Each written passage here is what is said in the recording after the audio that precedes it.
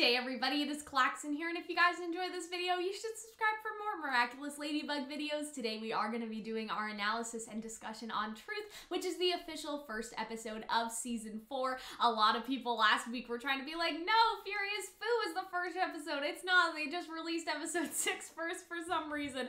But this is the official first episode, and you can sort of see like how chronologically it makes more sense for Furious Fu to be later, because Hawkmoth is fixing the Peacock Miraculous in this episode, whereas in Furious Fu, it is already fixed. And so obviously, like, Furious Fu couldn't have happened first before this one, because Hawkmoth needs to fix it before it can be fixed, right? And so yeah, this is the official, like, first episode. This is the opening to the season, and it was a really good episode. Like, it was very emotional, very compelling, at least I thought. And what I'm going to be doing this week is I'm going to be doing this analysis, but I'm also going to be doing, like, little mini discussion videos, kind of like we do for Ruby, if you watch my Ruby videos. So I want to do, like, a Luca video, like, just about Luca himself. And you guys may be wondering where my reaction video is, and I'm actually going to get to that, because I may try to put, like, reaction highlights in those discussion videos. But basically what happened is that my reaction is blocked in, like, a bunch of countries, but not all of them. Like, it's not worldwide blocked. People are watching it. About 4,000 people have watched it, and that's honestly a better turnout than what I expected, considering that the entire US cannot see it. So I don't know why,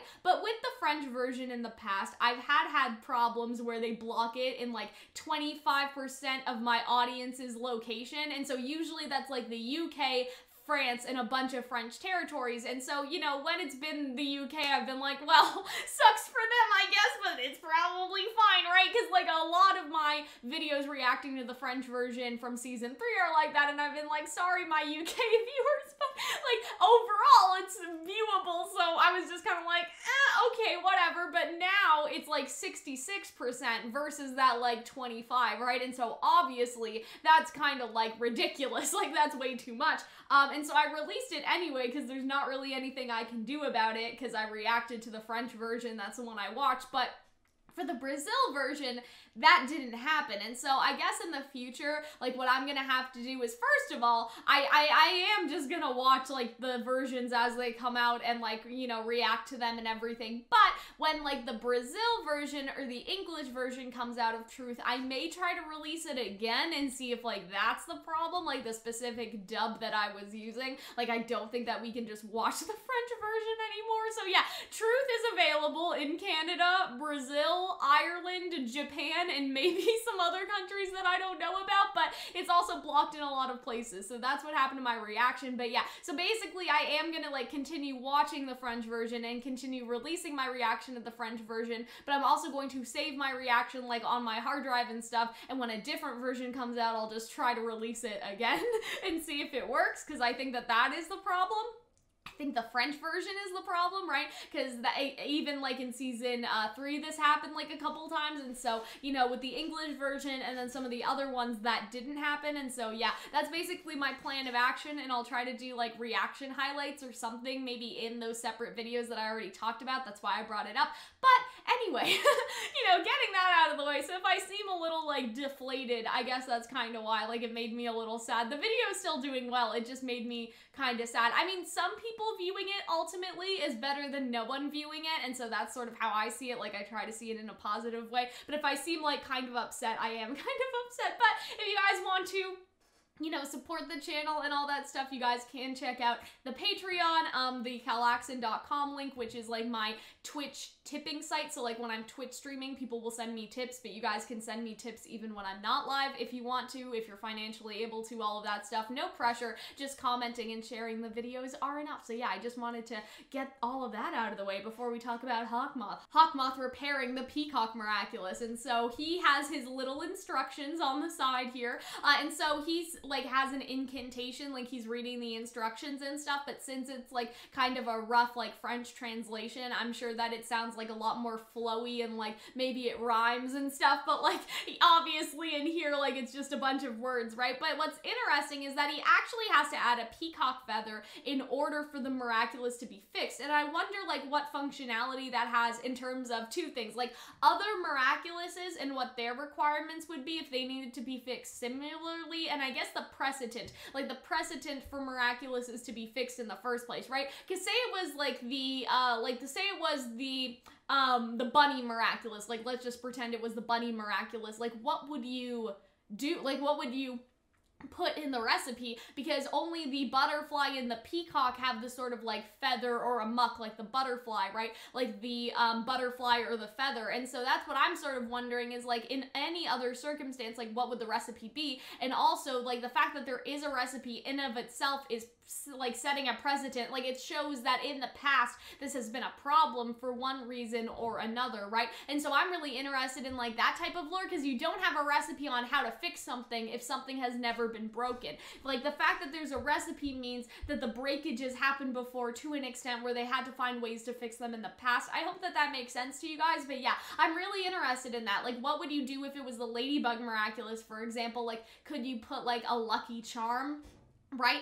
But that only works for Ladybug. Like what would you do with Cataclysm? Would you use like anything that Cat Noir has cataclysmtized, right? Like, is that how it works? I don't know. But yeah, that's sort of an interesting thought, is like, okay, but why is there precedent for the Miraculouses to have been broken? Is it broken by other villains, broken by other heroes, broken by Cataclysm? Like, what exactly caused the breakage of the Peacock Miraculous in the first place? Like, we know it couldn't have been Cataclysm for the Peacock Miraculous, but I'm saying, like, in general, like, what breaks the Miraculouses? How did the Peacock Miraculous even get damaged in the very first place? Like, in the very first place. I feel like that's something that would be really interesting, because I don't think that they said it was the Senti monster, right? And the same cracks that are on the Miraculous look a lot like the cracks that were in this episode when Cat Noir cataclysmed the Senti monster, and so I don't know, like, I think that would be interesting to look into in the future. I don't remember the Peacock Kwami's name, but she says that she feels better, so that's good. But then,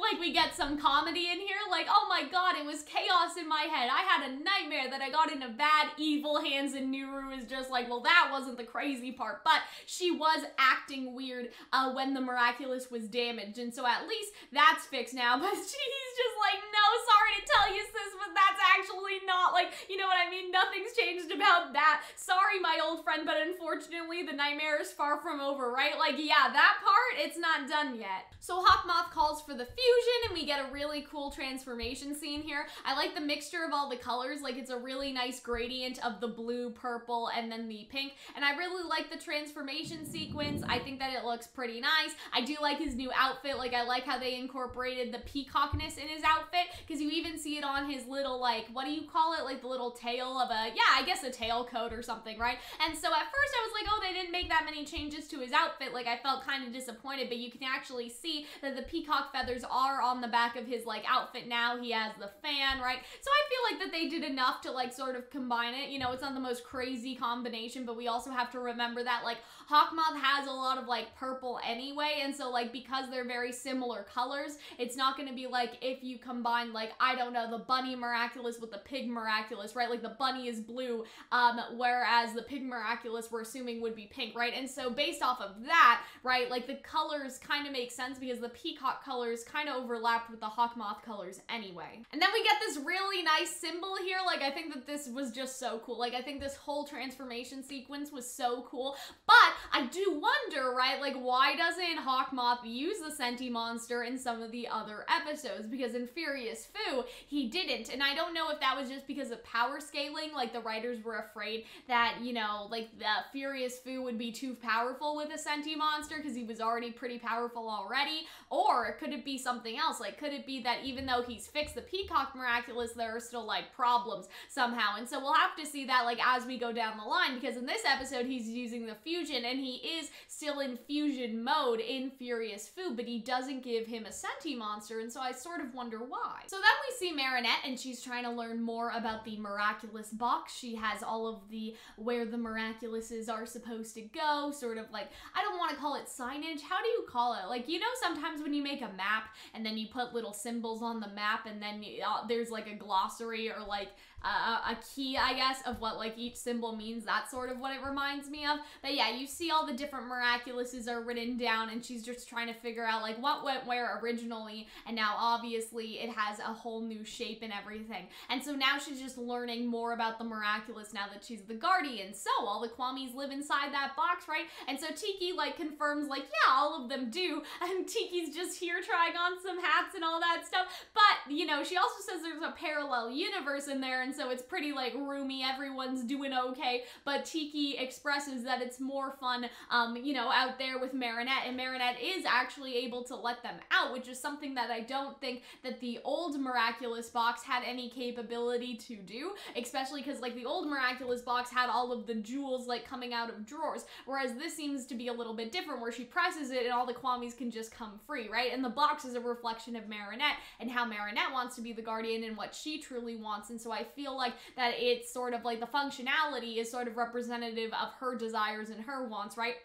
And so I'm sure if you open the box normally, you could still reach in and get the jewel, but because she presses that button, all the Kwamis are able to come out, and that's something that was not there before. So this scene is just chaos. Like, when I watched it the first time, I remember being so overwhelmed because all the Kwamis are screaming at once in French, right? But we have the diary, which is kind of important because Marinette puts it away in a drawer, and that's obviously gonna come back up later, like when Luca goes in his like, hey, does Marinette have a diary? Let me go find it, right? Like, obviously when he's akumatized, and so that has some functionality. Then we also see functionality in terms of like it being something that will come back up later, if that makes sense. I don't know what else to call it, but there's a function for it like in the plot of this episode. Then you have Luca calling on the phone, which again is something else that is playing into this episode as a whole, because Luca's calling, and then like one of the Kwamis accidentally sends a picture to Luca, probably because he was calling in Marinette's last messages. So I thought that that was pretty fun, like that was pretty cool.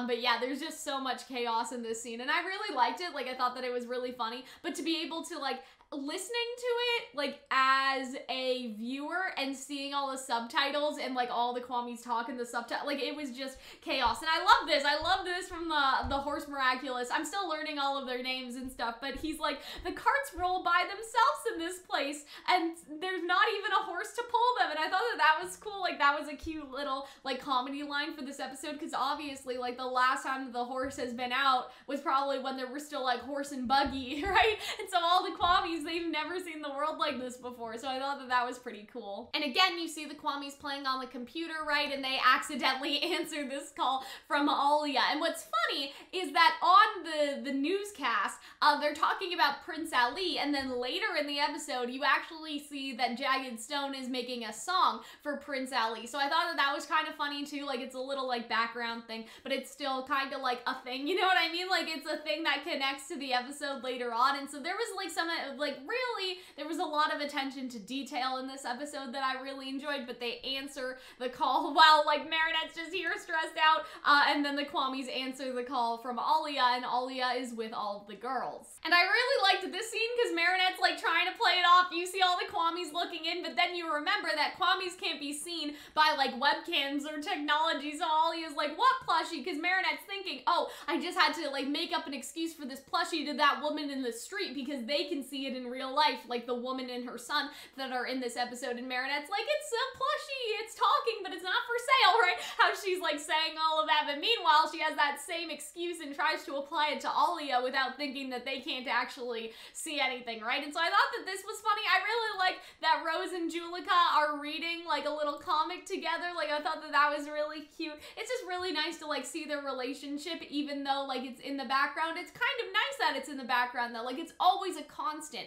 even in episodes where it's not the direct focus, and I feel like that's really nice. So again, you have the Kwami that has her phone, right, and Luca called, and so I guess she like accidentally sent the picture to Luca because Luca was like in the last contacts, right? But yeah, that is how Luca got all the pictures from Adrian, was because of this Kwami, and I felt like that was a nice touch too. Like, I like how all the Kwamis like really function in this episode. I like seeing all their personalities. I just think that it really spices up like the season as a whole to now have, it's not only Tikki, it's all the Kwamis and all of their personalities and causing trouble and like kind of pushing Marinette to her breaking point. Like, that's not fun, that's not nice, but it's interesting character development for Marinette, but it also like spices things up for us as a viewer. Like, it's not as formulaic anymore because now you have all the Kwamis. Like, it's not just, oh, like let's cut to Tikki, let's cut to Plagg. Like, it's not even just that, it's like all the Kwamis in general. So I think that's really cool. So they're all worried about Marinette because she's acting whack. And this is probably foreshadowing for the episode where they all get akumatized, especially because like it seems like that they are, you know, kind of ignoring Alia's just calls. They're maybe not spending as much time together anymore, right? And so they're already worried about her. So I feel like that this is definitely going to be foreshadowing to later, but I thought that this was cute. So why are your friends imprisoned within this image? And this actually, I guess, is like a piece of foreshadowing for like Furious Fu, because the Guardian thought the exact same thing, right? Because they are not like up to date with the technology. They haven't seen this world before. And so I think it's interesting that that's true of the Kwamis, but also like the humans that have basically been in stasis and only remember the world before like the Senti monster trapped them and everything. And like obviously Ladybug like restored the temple and all that stuff, so they kind of pop back into this world that they didn't understand. And the Kwamis are very much like that too, if they haven't had a holder since, you know, like horse and buggies were around, right? But I really like this scene. They're so cute. I want the one in front to be my wielder. And so I think that this is the Pig Miraculous. It's kind of hard to tell, or sorry, the Pig Kwami. It's kind of hard to tell just because like obviously like they're all, you know, like they're all looking, but this one has its mouth open, so I'm assuming that's the one that's talking. But because I didn't hear it in English is what I'm saying, it's hard for me to remember. But then Trix says something like, too late, she's taken. So it's talking about Alia, actually. But I think that this is foreshadowing because I think that these two Miraculouses that are right here are going to be the ones that are delivered very soon during the season. And what I mean by that is we have the Pig Miraculous and the Mouse Miraculous. And with my theory, right, we have Juleka, Rose, and Malène. And I feel like that Malène is probably going to be the Mouse Miraculous. I think that maybe that's actually been confirmed that she'll be Mighty Mouse. And I feel like that I feel like that Rose will be the Pig Miraculous holder, just because it goes with her color palette and everything. And now Juleka, I theorize, would be the Capricorn Miraculous, like the Goat Miraculous, because it has hair clips, and like there was a big thing about Juleka pinning her hair back. Some of you guys disagreed with that and said that it's going to Mark for some reason. I'll stick with my hair clips theory. Whichever Miraculous has the hair clips, I feel like that's the one that's going to Juleka. But anyway, I think that that's going to be an interesting piece of foreshadowing because obviously you have the Pig Miraculous and the Mouse Miraculous over here, and you have the possible Mouse and Pig Miraculous holders looking at the screen right now. So they all think it's because of Adrien, and Adrien is not there, right? But I think that basically what happens is because the phone or Marinette hits the computer, they actually see that maybe she's nervous because of Luca. But the thing is, like, what I don't understand is they all sighed and said, oh, Luca, but I don't get why, like, I don't get why they looked at that, because it seems like that Marinette switched in order to share her screen or something. Like, I don't know what happened exactly here. Maybe Marinette hung up on them to take the call from Luca, because you see, like, okay, you have Marinette, you have 14 missed calls or notifications from Nino, and so I don't entirely understand what happened. And so I think that what happened is, like, is Adrien at your house? No. And then Marinette, like, maybe fell and showed them their phone? I don't know. I don't know what happened here exactly. It seems like the call turned off, but why did they all sigh and say Luca? Like, how did they know that Luca was the cause? I guess, like, maybe they saw her phone, like, as it was flying, like, oh, Luca's calling, that's why she's nervous. But yeah, I didn't quite get that. And the other thing that I don't understand is why they keep have Juleka mumbling during this season, which is kind of weird because that wasn't really her character before. I'm not sure if that's just her character in French, or like if she was talking quietly in French, but the people that were subbing couldn't understand like what she was saying. But like usually in the English dub, like Juleka just talks like everybody else does, but in here she mumbles like 4 times, and it's to the point where you can't really understand her, right? And so I wonder if French viewers understand her, but it seems kind of weird, like her characterization has gone this way for some reason, because they're like, oh, it's so cute, right? And so it's like almost like she said something, right? Maybe that's why they know. Maybe they know because Juleka said something like, oh yeah, my brother's over for a date, right? Something like that. But yeah, I don't know. I just found like how they're characterizing Juleka in French really strange. Maybe it is just the French and not in English. But if she mumbles in English to the point where we can't understand her, I'll be kind of sad because like her character was never really like that. So this has been so weird, guys, but I've been trying to translate this using Google Translate. Like I thought that it was in French, but it's not working. Like, it's just not working. It won't translate, and I don't know why. So I don't know what it says at all. Like, I tried to, like, I think that this is the name of the episode, so I think it's Truth. And so, like, I don't know. I don't know if it's just random words or something, but anyway, yeah, that's kind of, I don't know. It's just kind of weird. I don't understand, like, why it won't translate, or maybe it's in a different language. Oh, you know what? Actually, wait, is the episode's airing in French, but maybe like this is actually like Swedish or something? I don't know. Anyway, it looks like French to me, but it's not translating, so I don't know why. I'm sorry I tried. But if anybody knows, let me know. But yeah, and so we get like the whole like, oh, the Kwame sent the pictures in the room, right? And so she was saying she made up an excuse about it being for a blog or something like that, and Luca's just like, oh, okay, well, ready to go? And Marinette's like, go where? And like her mom's like, hey, Luca's downstairs waiting for you. I love this from her mom. Wasn't your date with Luca yesterday? And she's like, oh, I completely forgot about yesterday.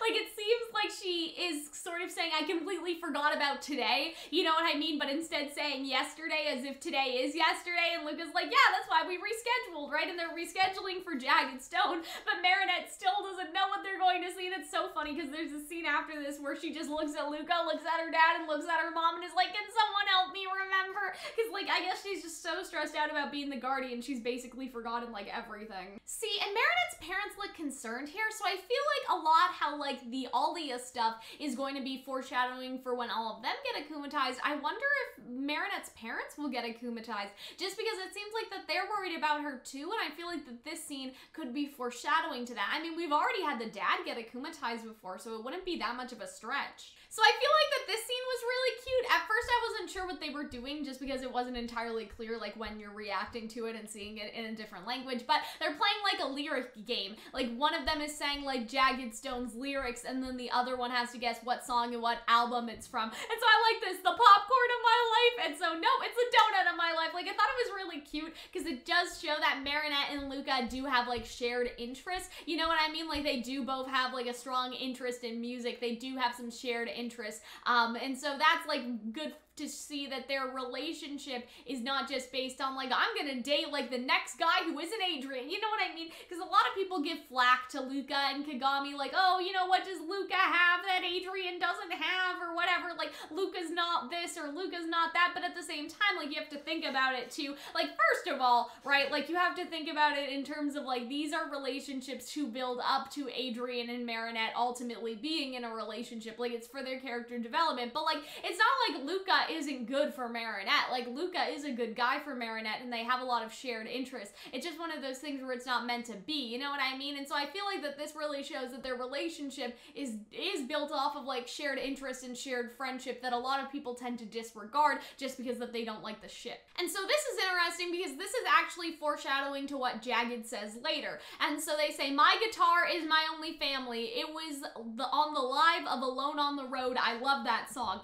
And so Luca loves the song, but that song is about Luca, right? As we find out later in the episode. So there's so many like little hints and subtle foreshadowing that I really enjoy, and I thought that that was really nice to see. I thought this kiss me thing was cute just for like a little bit of humor for this episode, and like I like how Luca's like, well, like if you insist, like I thought that this was just a really cute scene. And so she says, I think yes, I want to. So that's the other thing that we have to think about, guys, is like it's not just about like, oh, Marinette's still in love with Adrien. Like she has feelings for Luca. The whole reason why she has to reject him at the end of this episode is solely because of the guardian situation, right? And so we have to keep that in mind as well, that Marinette does have feelings for Luca. It's just because of the guardian box that she decided like, hey, maybe we shouldn't be together right now and everything. So I do wonder if they'll get together again later in the season, because a lot of people are like, oh my god, is Lucanette over already? Like, did Lucanette? Yeah, Lucanette, that's fine. I was like, did I ship Luca and Adrien by accident? No.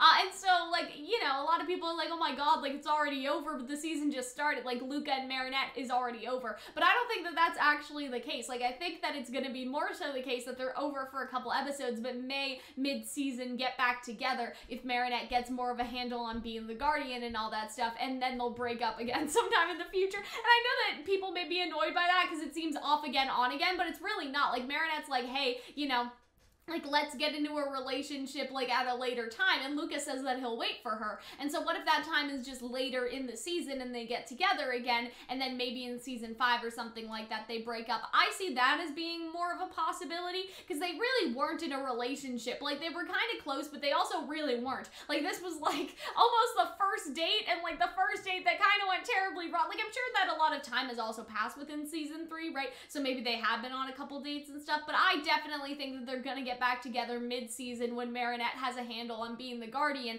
and feels like that she can like have her relationships and friendships again, because I feel like that this isn't gonna last. You know what I mean? Like in terms of like her pushing everyone away, because like Luca's already been akumatized, and then we know that all of her friends get akumatized for the same reason. Like there has to be a point where Marinette realizes that what she's doing isn't healthy and that like something has to change, right? And after that, she'll start hanging out with her friends again. She'll start having a boyfriend again, right? And so when that change happens, I feel like Luca will come back into the story in that way. So I think that even though Marinette says this in a like, I can't possibly tell him type way, I think this is actually foreshadowing to the fact that she could, because has Luca been akumatized? Yes. And she didn't give him the charm this time, and so it seems like that she doesn't have access to that yet, and so she can't necessarily protect him from being akumatized in the future, but I feel like she is gonna tell him, or she's gonna tell someone. Like I feel like that one person is going to find out this season, and I think that now, especially like with the Akuma protection that we see in the later episodes, that could become more and more of a possibility. So I feel like that even though she's saying it like, oh, I can't possibly say that, Tiki, I feel like that's actually foreshadowing, and she may say those exact same words to someone, even if not Luca, in the future. And yeah, I just thought that this scene was like crazy because like they try to do so many date stuff, and Hawkmoth is just out here akumatizing people like everywhere. Like first is I guess the pigeons,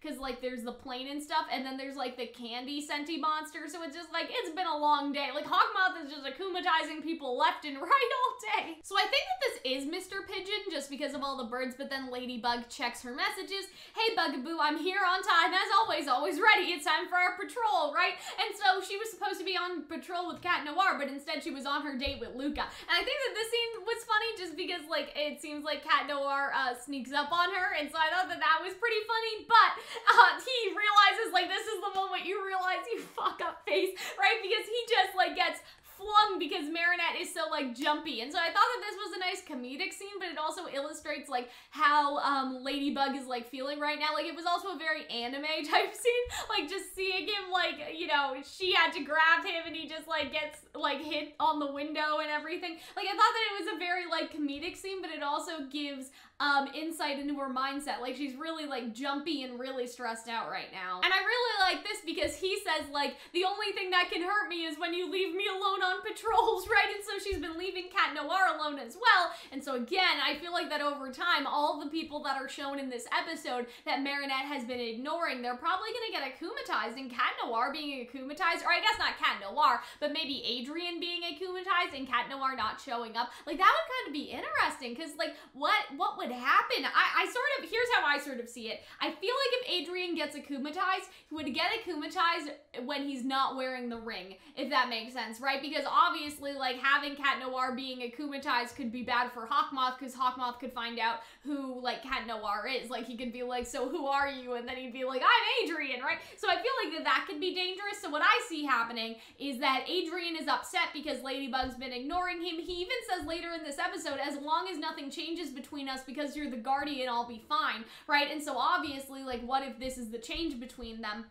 The fact that she can't be around as much anymore and everything like that. And so I feel like that what could happen is Adrien's like, I don't even want to be Cat Noir anymore. Fling, like he, you know, takes off his ring, and then Hawkmoth akumatizes Adrien, but because he's not wearing the ring, like he doesn't mention to Hawkmoth that he's Cat Noir. Does that make sense? And then Hawkmoth has no reason to like assume or like suspect that Adrien is Cat Noir because he's not even wearing the ring when he's akumatized, right? So he could just be akumatizing his son. So they go to stop that, and by the time they do, the movie's already over. And so I wonder how Luca hasn't actually picked up on the fact she's Ladybug yet, especially because she's like, hey, there was a big line at the water fountain, and so then we got stuck in the store and Ladybug saved us. Like, I wonder during all these times, because there's a couple scenes that go by, and it's one with them getting ice cream, and there's a senti monster, then after that, it's them trying to go home from school, and there's an Akuma, and so that also implies that they maybe have had like more time together, like there's a bit of a time skip going on, right? So it's not just this one date, and maybe that gives more credence to the theory that Lucanette's already over, right? And the fact that they've had a bunch of dates and like it hasn't really worked out, and maybe they won't get together, like I said earlier. But what I'm sort of thinking is like, why doesn't she just say like, there's an Akuma, like we should like get going, Luca? You know what I mean? Like I'm surprised that she had to make up all these lies, because it's not like that people don't know about Akumas or don't know about senti monsters. Like why wasn't she like, like, oh my god, Luca, look over there, it's a senti monster, we better get home, right? Like, why didn't she just make those types of excuses? Especially because, like, yeah, like, Ladybug, or I guess an Akuma being like, being out and about, like a villain being out and about and being stuck in a store and needing to be saved by Ladybug before returning to the movie, like that's a logical explanation, right? Like that makes a lot of sense. Like you can't really blame Marinette for that. So I just wonder why she doesn't like point out the fact that there are villains running around. I don't know, like do the people of Paris, like do they just go about their day? They're like, yeah, there's an Akuma, but I'm still gonna go to the movies, like it's fine, right? Or whatever, like I'm still gonna get ice cream even though there's a senti monster heading towards us. Like, do they just not care? Is that it? See, like, even right here, like, why not just tell this man that there's an Akuma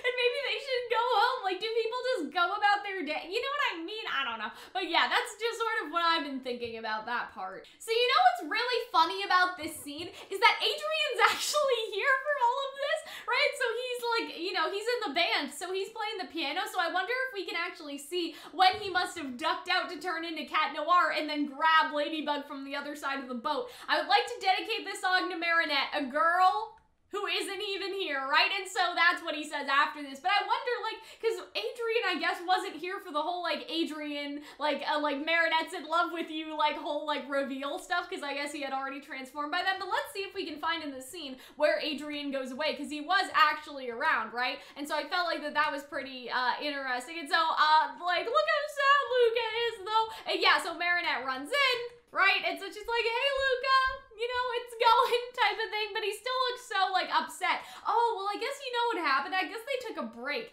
Like, I guess what happened is that they played the music, and then, like, Luca took a break and brought Marinette by the river to, like, talk to her and all that stuff. So I wonder if Adrian's, like, actually not in the next scene. Let's go look. I do love this scene, though, because Luca's like, calm down. Like, everyone, let's just be zen. Let's relax. Like, Marinette, stop the racing thoughts that are going on in your head. But yeah, we should see if Adrian's still there on the boat, because I think that what happened is that he basically like took her aside and they took a little break from playing, right? But I really like this scene, just because I like how Luca's just like, hey, let's all just chill, let's all breathe in, let's just all relax. But we also get some very interesting like backstory stuff for him. And so they just like dump this on us, right? You know, I never knew who my father was and my mom never wanted to tell me who he is. And then we get when I used to feel badly about it, I would come here and the melody of the water comforted me, right? And so we have a couple things, like we learn a couple of things from this, right? Like we know that like Luca, like did not have like his father in his life, which we have made a theory about that. I made a theory about that a couple years ago that it was Jagged Stone, right? But like we didn't know that he felt badly about it, right? Like he could have just been content with his mom, right? But he's not. Like he wants that father figure in his life and he says that he used to feel badly about it, right? And so that's a big revelation for Luca's character and it makes you feel like really sympathetic and really bad for him, you know? But then we also get like the sort of like underlying feeling that maybe this is the reason why he wants like honesty from Marinette, because his mother was not like honest like with him, right? And so I feel like though that basically what he's saying here is like, this is where I go like when I need to take a break, this is where I disappear to, but where do you disappear to, Marinette? Like he's basically using that as like a connecting thought. But I feel like the underlying thing is like he hasn't gotten, you know, a lot of honesty from his mom. His mom never wanted to tell him, right? And so I feel like all he wants is some honesty, like from Marinette, for her to be honest. And so see, he says, whatever you say, I'll accept it. If you're still in love with Adrian, I'll understand. I won't be jealous, you know, right? He's just trying to comfort her and be like, listen, like whatever the truth is, you can tell me. And then she says, it's not that, definitely not. Whatever it is, I only ask you for the truth, right? And again, I think that comes from like the whole thing with his mom, like his mom not being truthful with him. And so what's so like heartbreaking about this scene is like the truth, Luca, is that that's the only thing I can't tell you, right?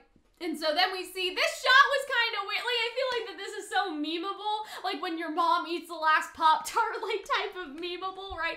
But I do feel like that this is really important because all Luca wants is like the utmost and foremost like honesty, right? And that's the only thing that Marinette can't give him. And so I feel like that must be really heartbreaking for him. And I feel like that I'll talk about this more in my separate Luca discussion video, but I feel like a lot of people really felt for Luca and feel like he's such a good character after this episode. Like they gave him so much character development and just so much like depth to his character. And so I feel like that this episode was really good. Like it was very emotional, and you guys can see that in my reaction, obviously, for those of you who go watch it, or can watch it, I guess I should say.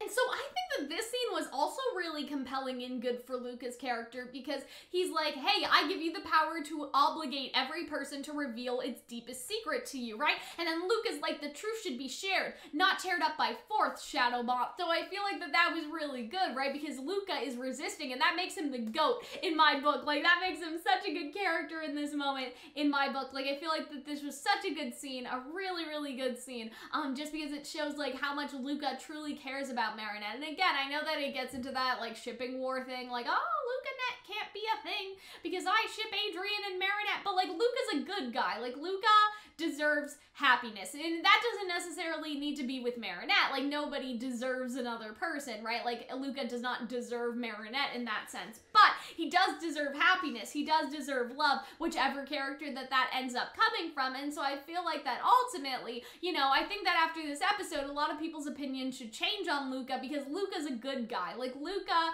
you know what I mean? Like shipping aside, Luca is a good guy, like for Marinette, for anyone. Like Luca is just a good guy in life, like no matter what anybody says. And I thought that this scene was just really compelling because he's trying to resist so hard Shadow Moth, because like they haven't run into that before, right? Like Marinette hasn't run into Shadow Moth yet. And so no, please Luca, resist. I'm really sorry.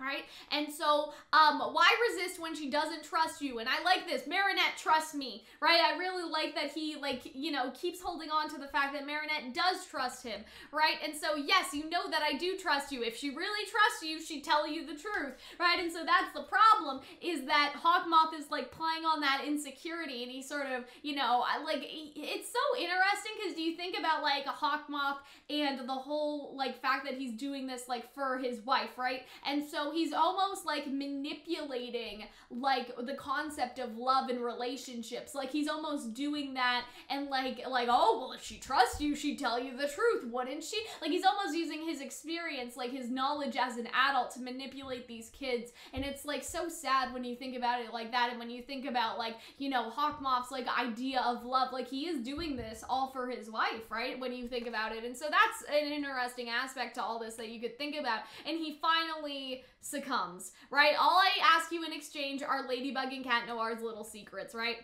And so he wasn't even like going for the miraculous per se, like he wanted to know their identities. And so I love this because at the very end of all this, even though Luca succumbs, he tells Marinette to run away. Like he tells Marinette to run because he doesn't want to get that secret out of her by force. And so I feel like this was a really compelling scene, such good characterization for Luca. Again, he's the GOAT. Like he's like one of the most compelling written characters in the show now, in my opinion, for this. So what's interesting is that you don't see Adrien in this scene, and you don't see Kagami either. And so what I'm wondering is if Adrien and Kagami left together and then Adrien maybe ditched Kagami to go be Cat Noir, and I wonder how that scene would have went down if we were able to see it. But yeah, so Pharaoh's power is to stop someone from moving, and that lets them have enough time, like that lets Luca have enough time to use his little like thing on somebody and get them to like tell the truth, right? And so tell me the truth, what is Marinette's secret, right? So they got Adrien and Kagami out of the picture for this, so I'm assuming that they went home together first type of thing. And so yeah, then everyone in the scene is like, she's in love with Adrien Agreste, right? And he's just like, that's not a secret, that's no secret, everyone knows that. So I thought that was a nice little bit of comedy, but it also shows that Luca knows that Marinette's still in love with Adrien, right? Like he already knows. He's not like, you know what I mean? And he is still not like jealous about that. Like he's still very like calm about that fact in his interactions with Marinette. Like he's still spending time with Marinette, even though he knows deep down that she's in love with someone else, just because she, you know, Luca loves and appreciates her friendship. And I love this for from Rose, because this is gonna get like so untrue, especially when they all get akumatized. I think that this just shows like the growth that the girls are gonna have as Marinette's friends. Like they're gonna think Marinette has no secrets, she's honest, right? And then they're gonna be mad later on that she's hiding stuff from them. So I think that that is gonna be really interesting, and this is foreshadowing to, again, that episode where all of the friends, all of her girlfriends, end up getting akumatized. See, we have Juleka mumbling again, and I'm like, why? But I do like her, like, throwing herself in front of Rose, because again, that really shows like their romantic relationship progressing and everything. So I think it's cute, but I don't know why they're doing this mumbling thing with her. So what's weird about this is that like Ladybug seems to jump in because of impatience. Like she's like, hey, Cat Noir, I'm waiting for you. But then she goes in and like, you know, tries to get him anyway, which is really like silly because she ends up getting herself stuck. And like, look at Alia. Like Alia's still filming for the lady vlog in the background. I thought that was so funny, right? But she ends up getting herself stuck, right? And so, like, I don't know why she says Luca as if she didn't know. Like, you know what I mean? Like, she's like, Luca, but I'm like, you saw him got akumatized, sis. Like, you know what I'm saying? But I guess she didn't see him transform, right? And so she was just like confirming the fact that this isn't like another like akumatized part. But like, I don't know, that was just kind of weird to me. Like kind of weird for her to say that. Maybe it wasn't her, maybe it was somebody else, but I thought that that was kind of strange because I'm like, sis, you saw him get akumatized, why are you surprised? I don't know, but I guess she was surprised more so at like what he had transformed into, because she didn't see him actually do that because she ran away, right? But yeah, so she gets stuck in the Pharaoh spotlight, and so she almost like reveals the truth, and this is really scary because she could have done this like in front of all of her friends, and all of her friends could have known she was Ladybug. So this is fun because Cat Noir just flings her into the water, but I feel like that this was really good, but I think it would have been interesting if we saw a parallel in this episode to Adrien abandoning Kagami to go do his Cat Noir stuff, because I'm assuming they left together, and then, you know, he like was like, ah, Kagami gotta go, sorry about that, sis, and then, you know, he turned into Cat Noir and did this, right? But I do like that how he came in and saved her. He just chucked her into the water. And then we get this scene where Luca actually goes for his mom instead, you know, because his mom is here anyway. It's time I know the truth, Mom. Who is my father? And like, Juleka's probably there like, oh man. Because I think that Juleka is also Jagged Stone's daughter. Like, I think that like she's also his kid, right? So that's like a whole thing, right?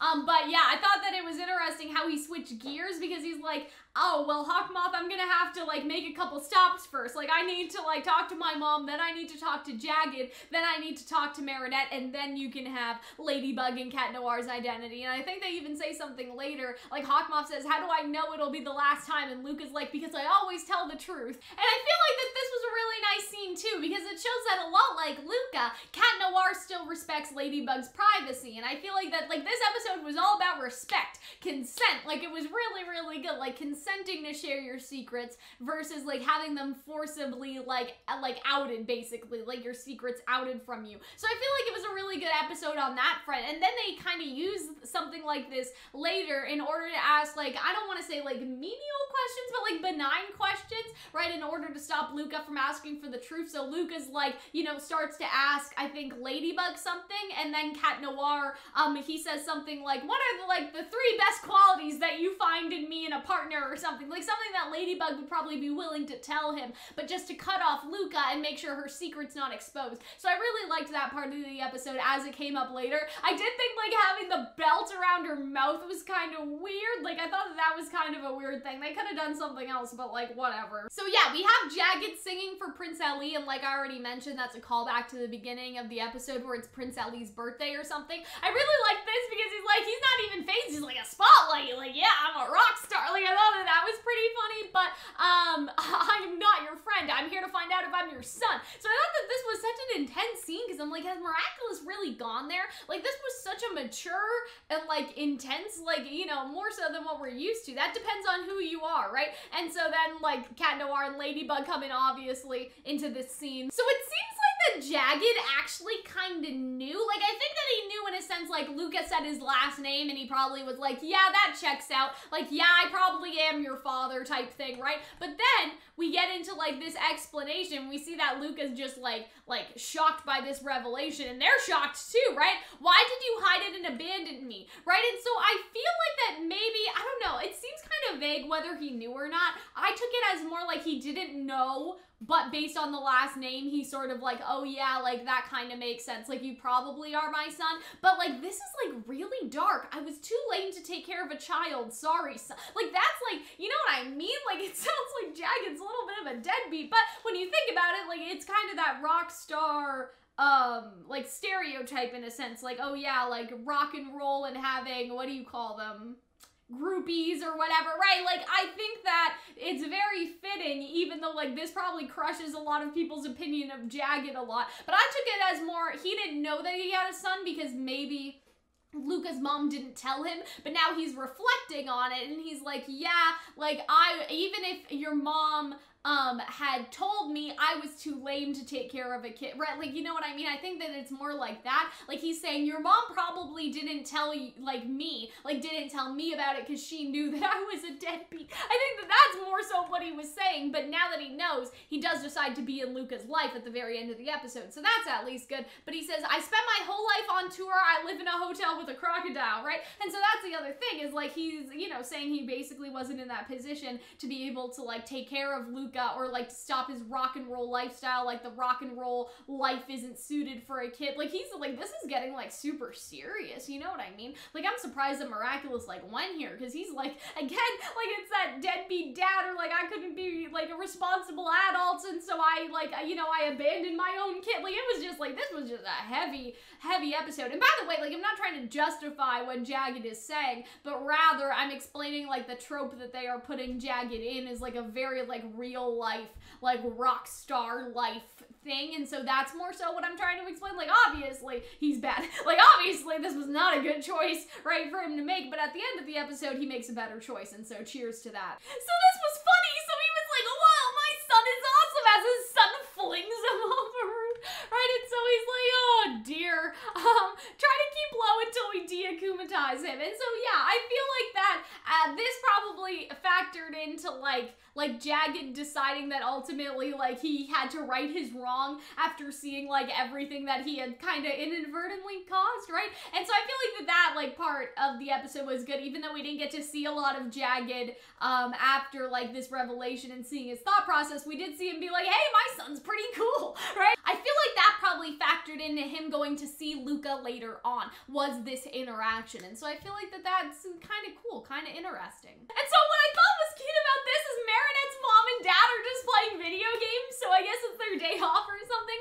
But then Luca comes in and ruins the party. Like, they're just having the day off, right? She's in love with Adrian Agreste, and like, look at her face. And so yeah, like, again, that's like the only secret anyone knows. I feel like at this point, Luca was probably like, okay, time to change tactics. No one seems to know anything, and so maybe like I should ask about something else. And so he decides to ask the mom about a diary. Does she have a secret diary? Yes, she hides it in her room, right? And so perfect, it must contain all her secrets, right? So if she hasn't told anyone, maybe she's written it down. That's the thought process that Luca's going through right here. And so I love this. I love this because Tom is like, I don't care what you do to me. Like, you're not gonna like see my daughter's secrets, right? And he puts his arms out like very protective. Like, I love this, even though he gets his ass beat in a minute. Like, I thought that this was such a good like character moment for Marinette's dad, just to see him be like, I don't care if you're a villain and I'm just a man, like, you know what I mean? I'll protect my daughter. Like, it was just very nice, like very wholesome from Marinette's dad right here. So what's funny about this scene is that Pharaoh accidentally confuses those cutouts from the movie theater where Marinette was with Luca earlier, right? Like, I don't know if it was like earlier that day or if it was just a couple days later or whatever, but she like remembers that the movie theater has those cutouts, I guess, and then uses that to trick Pharaoh. Now this gives us a couple things. First of all, Senti monsters are, I'm not gonna say they're not very smart. I don't feel like that's fair. You know what I mean? Like, obviously, like, you know, it's smart enough, but it does have like limitations. Like, it's kind of like almost like an AI type situation where like, yes, like it's pretty strong as a computer, but it's still a computer and can't necessarily like differentiate those things that are pretty important, you know? And so yeah, like its level of intelligence is pretty interesting to have seen here, because it cannot tell between like a real person and the cardboard cutout. So that kind of gives us a measure. Like, it's not a human level of intelligence or sentience is basically what I'm trying to say. And so what's funny was he was looking for the diary, but this was was a pretty close call because the miraculous box was right there, and so it was like, oh, not if I decide, like, you know what I mean? Like, the monkey Kwame was gonna be like, oh, well, you know, not if I decide to get involved, but then it's like, no, our powers are way too strong to use against, like, a regular villain. See, okay, so that's the thing. I get it. Like, technically, the Kwame's powers are too strong to use against, like, anything, like, without a holder. But why doesn't, like, Nuru and, like, the Peacock Miraculous Kwame, why don't they just, like, kill Hogmoth, right? Like, I know that, like, maybe the point is, like, just like when Plague sunk Atlantis, like, if they use their powers, they could, like, destroy the city or something. Like, maybe that's why. But I'm just like, why doesn't Nuru and, like, you know, while Hogmoth is sleeping, like, why don't they just, like, try to cut a bitch? I don't know, but yeah, I don't know. Maybe you guys can answer that question. I'm sure it's very much because of this, like, Atlantis thing. But I'm saying, like, why don't they just, like, why doesn't the Butterfly Kwame akumatize Hawkmoth and force Hawkmoth to turn himself into the authorities? That's what I was thinking. Like, can't he just do that? Like, I don't know. Like, how, like, what are their powers when they don't have a holder? I guess is the question. Because it seems like Plague still uses Cataclysm, but what could the Butterfly Kwame do without a holder, right? And so we get a nice little fight scene in there, and so Cat Noir tries to Cataclysm, but he's not really having any luck because Ladybug needs to use the Lucky Charm, and so he says, remove it, I got a plan, right? So he's gonna ask her a question that makes her say Lucky Charm, right? Because her whole thing is that she can't speak. So I thought that this fight scene was really, really good, but like, I wonder if Cat Noir notices the fact that Marinette has a bunch of pictures of Adrien in her room, right? Like, I feel like that it's one of those things where you may be like, I do, like, looking away, I do not see it. Like, he obviously knows, but he thinks that it's innocent. He doesn't think it's romantic. He just thinks it's because, like, Marinette has an interest in fashion, right? So I thought that that was pretty cool. So yeah, Ladybug, tell us what the top 3 of Cat Noir's qualities are, right? So Cat Noir basically inserts another question because Marinette will answer a question from anyone, not just the truth. And I feel like that this was really good relationship building for them too, because she says, I would say that I'm impressed by his self-confidence, his courage, but what I prefer is his humor. So that's sort of like, yes, Ladybug does like his sense of humor. So I thought that was a really cute, like, Lady Noir moment. And so see, under the mask, what do you use when it all seems lost, right? And so that's what spurs her to get to use Lucky Charm. So I feel like that was really good, how they manipulated the question. So I think Truth was gonna ask, Cat Noir, tell me what is maybe Ladybug's identity, but also maybe his own identity. But then she jumps in and says, your opinion of me being the Guardian. And so they're doing this, like, tinfoil type plan right now. And she's, like, pulling on the Senti monster. If it doesn't change anything between us, it doesn't bother me. And I love that you just have Adrien, and in the back, you have all the pictures of Adrien.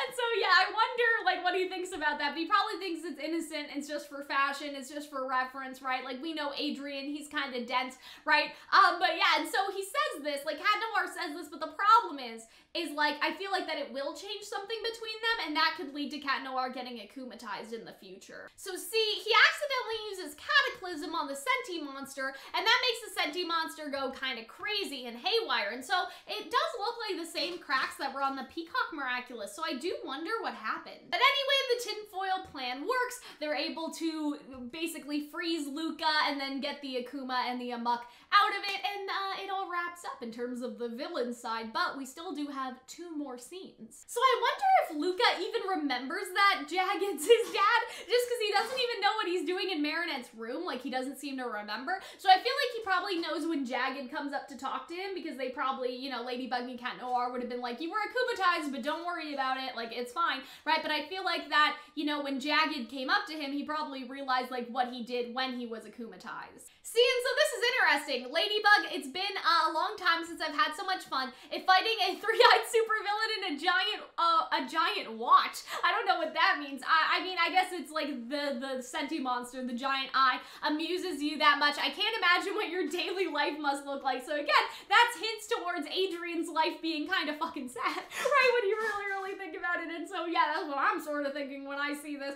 And so she doesn't even know yet. So I feel like that could be foreshadowing, though, to a future event where they, like, talk more about their daily lives, right? Because that's, like, a little hint in there that, like, you know, his life is kind of sad and not exciting, like, you know, when he's Adrian. Don't you find this new name to be more fun? He can change his name as much as he'd like, but we'll catch him in the end. And so, see, this is actually foreshadowing to Furious Fu, because Ladybug is starting to doubt whether or not they can actually catch Hawkmoth in that episode. And so this is almost like all these episodes are going to build up to Furious Fu, and I feel like Furious Fu is going to factor into this changing point of reinstilling Ladybug's confidence, both as Ladybug and as the Guardian. But yeah, I thought that this was really sweet. In fact, it's only with you that I can have so much fun, right? Because he's saying, like, you know, you don't have to make a big deal about it, Cat Noir. Like, Ladybug, I think, is talking about how, like, she likes his jokes, because, you know, he was like, oh, well, me and my jokes will always be here for you, don't worry. And she's like, don't make a big deal out of it, right? But he's like, well, it's only with you I can have so much fun. And so I thought that was nice. I think that he's saying that to her.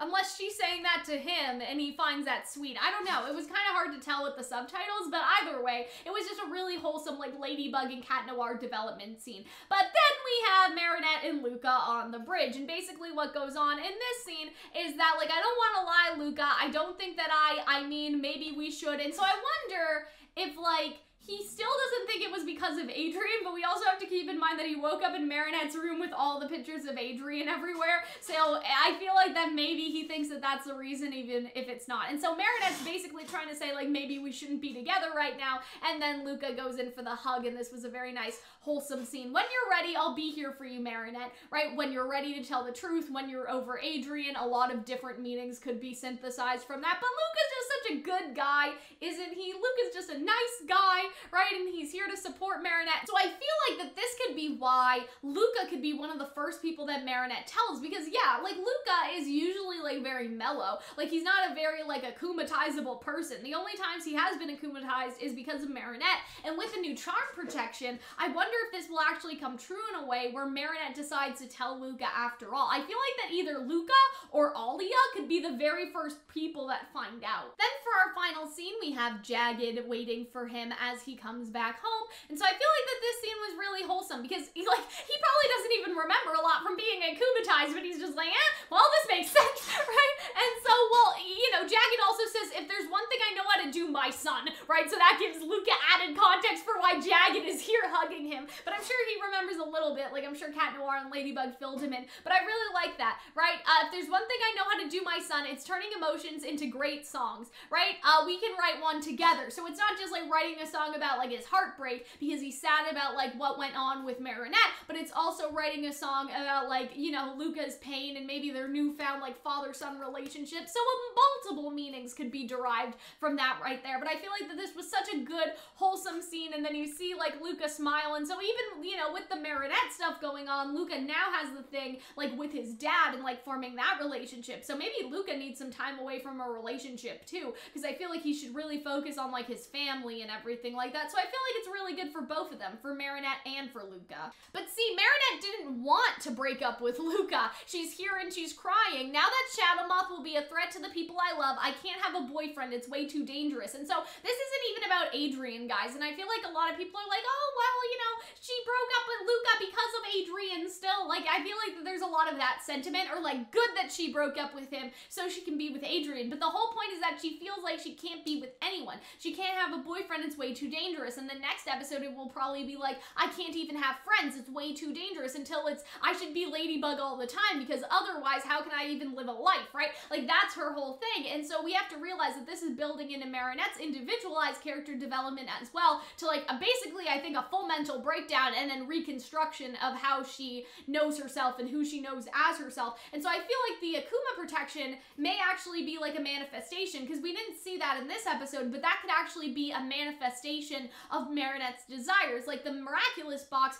manifests in, like, in a way where it reflects like her and what she wants. And so what if her powers start to manifest around her too, and that is like the Akuma charm? Like, or she could just be like, you know how Hawkmoth says like all that time ago, he says something like, well, I'm an adult, so I don't even need to like, you know, de-transform, like I don't even need to feed my Kwami because I'm an adult, basically. Like he says something to that line, like you don't even have your full power yet. So I feel like that what will happen is Marinette will be deconstructed in a sense where like she has this like big breakdown, but then she'll be reconstructed and she'll get access to her adult powers, and that includes the Akuma charm, and like that Akuma charm will now let her be able to have her friends back in her life again. So that is where the plot will go on that. But I really like this scene though, of the Kwamis comforting her. And I like how we see all the photos, because some of these were on the Instagram, so it's nice to see the Instagram photos like coming back into the actual show. But yeah, and so it's just so sad to see Marinette upset, but they bring some levity, like, what's a strange liquid coming out of her eyes? They're tears, it's too sad. Then they say, are we supposed to do something? And then Marinette's like, just give me a hug. And so we get this really cute and wholesome scene. So yeah, like Marinette's suffering a lot mentally, but she still does have the Kwamis, and I thought that this was really wholesome. But yeah, I feel like that basically illustrates like Marinette's whole like breakdown that I feel like she's gonna have eventually. Like I feel like that right now, you know, she's sort of like, well, I still have the Kwamis, she has the Kwamis for comfort, but that'll be no replacement for her boyfriend or her friends. So I think that I am right in the sense that she'll like totally deconstruct herself, and she'll reconstruct herself into like a semi-adult miraculous holder, and that's why she has the new Akuma charm and the new outfit and stuff. So she'll be on like level 2 of her powers if Hawkmoth is like on level 3, and let's say level 3 is the highest level. But yeah, that is all from me, guys. That is all I have to say. Thank you guys for listening to my analysis. I feel a little better now. I don't feel as sad anymore. But yeah, my reaction is up for certain countries. And I will be doing like little mini discussion videos during the week. So remember, again, everything I said before, you guys should check out the Patreon, send me a tip, subscribe, comment, share, all of that type of stuff. Thank you to our editor, Alasia, for graciously editing this video and all of that. And I will see you guys in the next one. Bye.